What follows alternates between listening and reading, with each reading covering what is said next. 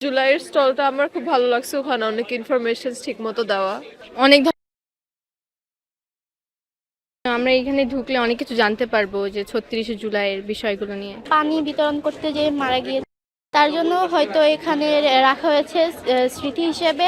এটা আমার কাছে খুবই ভালো লেগেছে। ওরা বলতেছে এখনো আরো অনেক স্টলস আসা বাকি, আর অনেক প্রোডাক্টস এখনো পুরোপুরি আসেনি।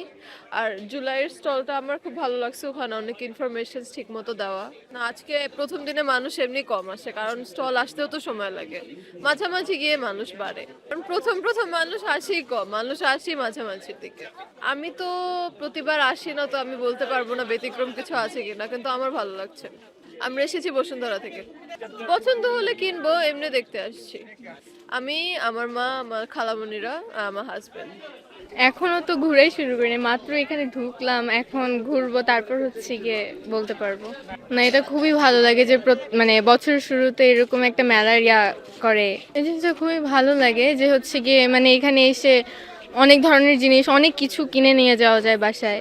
এই যেভাবে যে সবাইকে এইভাবে তুলে ধরা হয়েছে, এই জিনিসটা আমার কাছে খুব ভালো লেগেছে আর কি।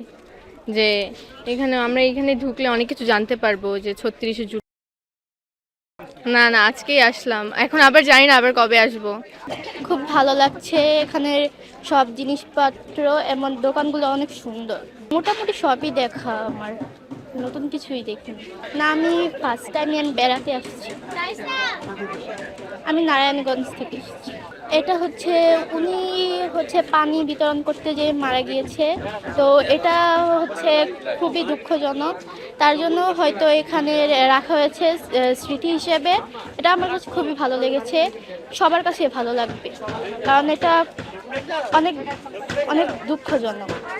ফ্যামিলির অনেক কিছু বাসার জন্য কেনাকাটা করেছি, আর আমরা কসমেটিক কিনেছি।